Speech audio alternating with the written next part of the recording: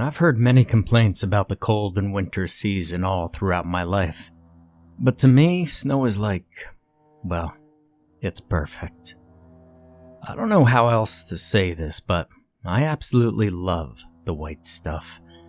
Maybe it has everything to do with the fact that I live in a primarily warm state, and I only get to see snow when I travel up north. Every winter since I was 4 years old, and I spent at least a week in a cabin up in the mountains. And that coldness felt invigorating to me.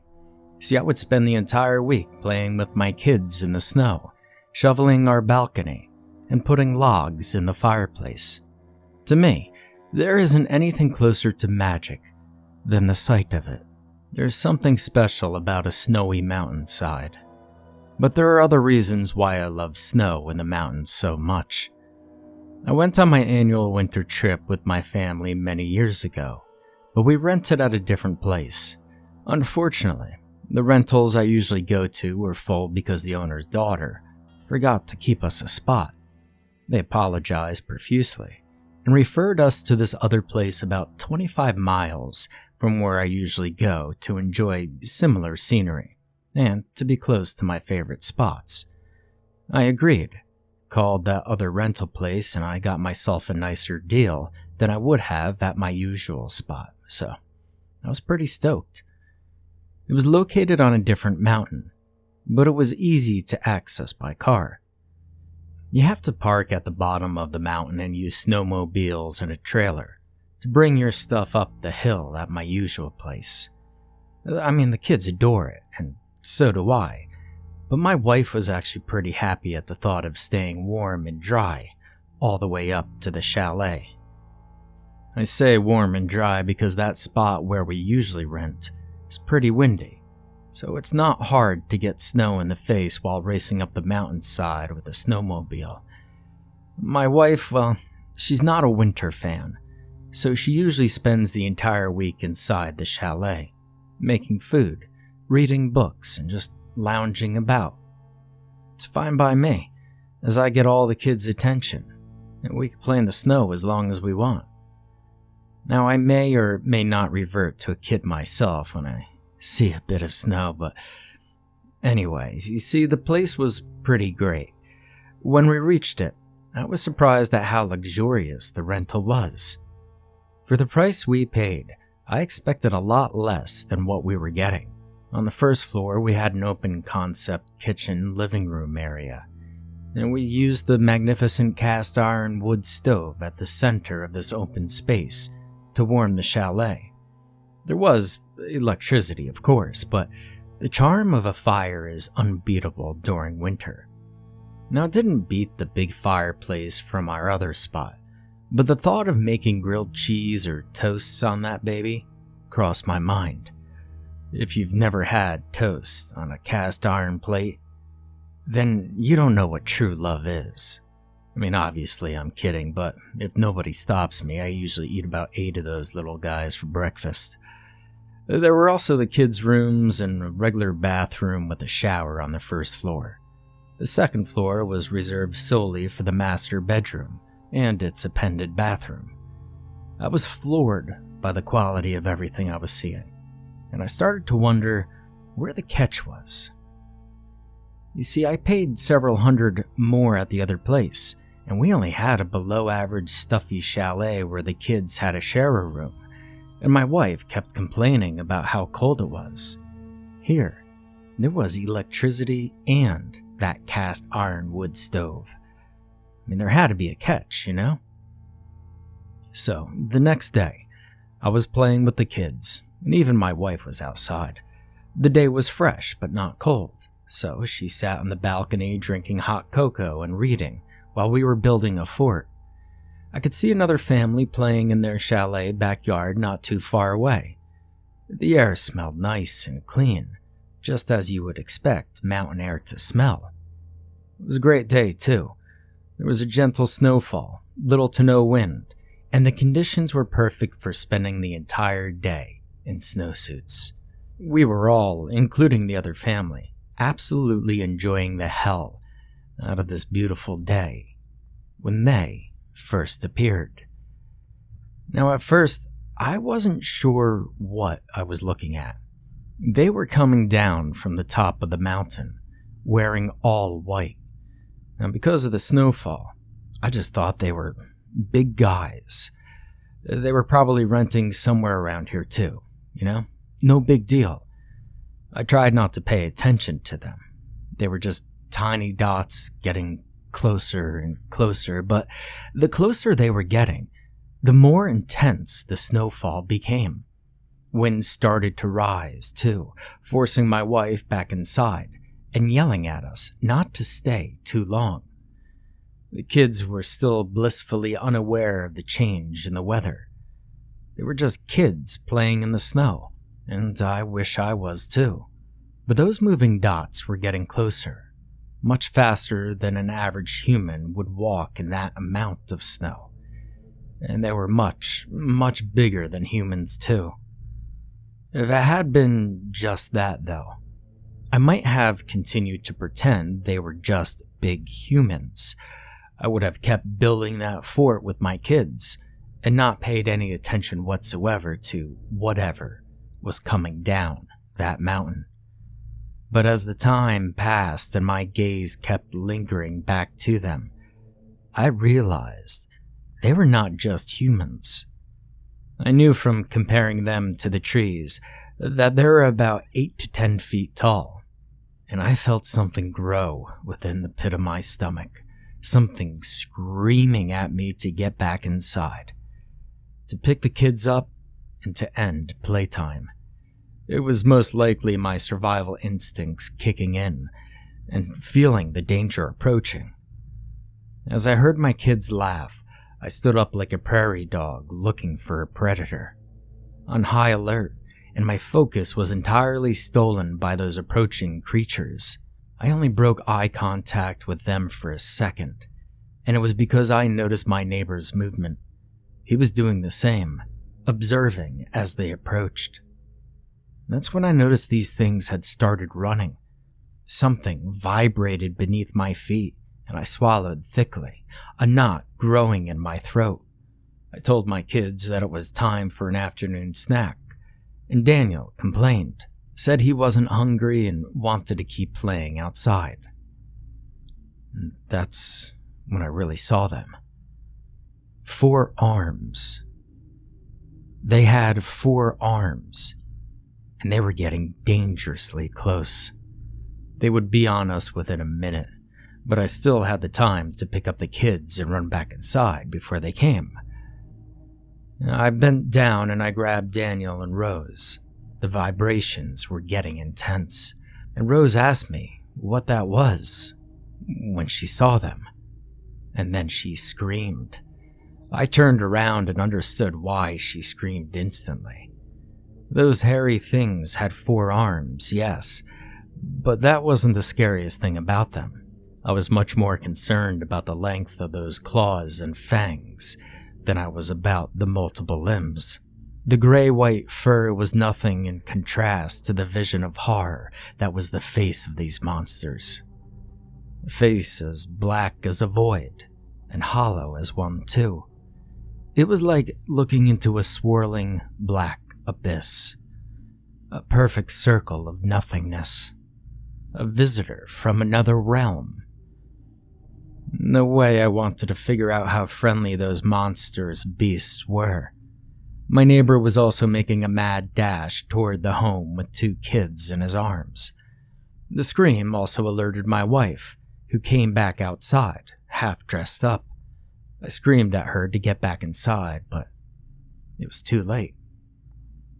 I don't know what happened, or how they did it, but these 4 armed creatures had not only caught up to us, but my wife too. I saw it jump over my head, crash onto the balcony before it grabbed her. And her scream was drowned out by the large hairy palm of the monster before it jumped back into the snow. I panicked, but I couldn't abandon the kids to save her. I thought about the car. I had my keys on me, so I could potentially drive away and protect our kids if I could reach the vehicle. I knew that's what she would have wanted, and I still felt guilty for the thought. I made a furious dash toward the car, hoping I'd be faster than them. I wasn't, and I barely had the time to take a few steps when I felt it. The strength of these creatures were far superior to what I'd imagined. 4 arms. 4 arms to separate me from my kids as effortlessly as a monkey would peel a banana. I tried to turn around and land a punch on the beast, and I screamed something about giving back my kids, but a large palm stopped me from screaming. In the background, I could see the same thing happening to my neighbors. I bit down on the hand silencing me, but it did nothing. My teeth slid down upon their skin as if it were oily, but it wasn't. The texture of its palm was just too soft for me to bite or even chew on. There was nothing I could do as it carried me away from the chalet, and I even saw it pass my kids on to another creature so that it could hold on to me better. My possibilities of escape were next to none, but even if I did escape, how was I supposed to save anyone? The atmosphere fell silent around us, and all I could hear was my heartbeat. It was deafening. Adrenaline was kicking in, but it had no place to be spent, as I couldn't move a single muscle. I was being held so tightly by that creature that fighting back was not a possibility. All I could do was watch helplessly as we were carried off to those beasts' next meal. And then I felt it. The ground started shaking. It was stronger and much louder this time. It made the creature holding me jump and dive into the snow. I could feel the snow around me as we buried into the ground, into a perfect hole crafted by the monster's massive body. It turned me around like I was a doll, shoved its palm over my mouth again, and allowed me to look up. This whole time, I should have been freezing. But I wasn't. I was nice and toasty warm as if I'd been sitting in front of my fireplace. And when I looked up, I felt like I was going to piss myself.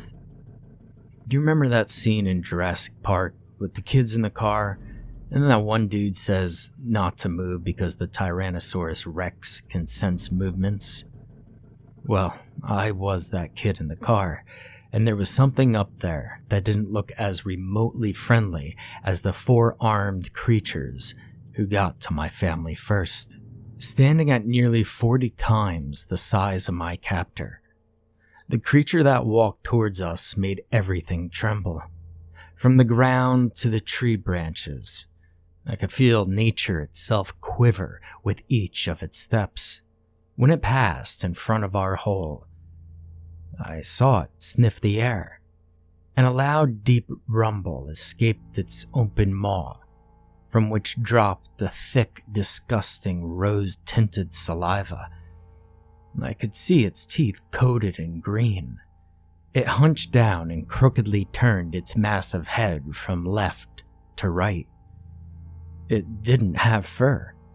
It almost looked as if it had skin. A gray, splotched with black body. It screamed, and as it did, I could see its vile tongue penetrate the air around its hideously bony face, and it writhed and whipped it in the air, and when it was done, it let out another scream. I couldn't see its lower body well due to my position, but every hair on my body stood on end. If it found me, or my family, we would die. There's no doubt about it. So I kept quiet. I kept quiet as it sniffed the air and looked around, probably scavenging for food. And we were it. Dinner, I mean. Our only salvation was the fact that its eyes were white. Cataracts had probably taken over them. I was glad the thing that was holding me down had no respect for it whatsoever, or didn't try to feed us to it. whatever it was, which is probably some sort of elder creature. The creature eventually started walking again, and the ground quaked with every step as it walked away.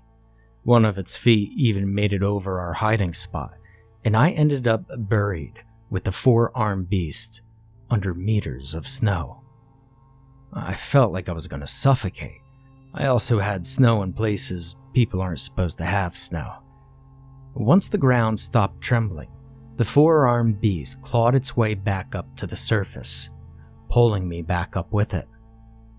Now, I wasn't sure how to react, but it didn't seem like it wanted to harm me. It gave me one long look, and then turned back toward the mountaintop. I didn't have time to think about why they saved me, or where they were going next. I heard one of my children crying and ran as fast as I could through the snow to find Daniel. Within 20 minutes, we were all back in the chalet and packing our stuff. We made it back to the reception at the bottom of the mountain. My neighbor was already there, arguing with the lady at the front desk. She seemed wholly uninterested and ready to call the police if he kept going with his wild story. So I intervened, told her that I was here for the same reason. I wanted a refund, and that those monsters put my family in danger. They needed to believe us.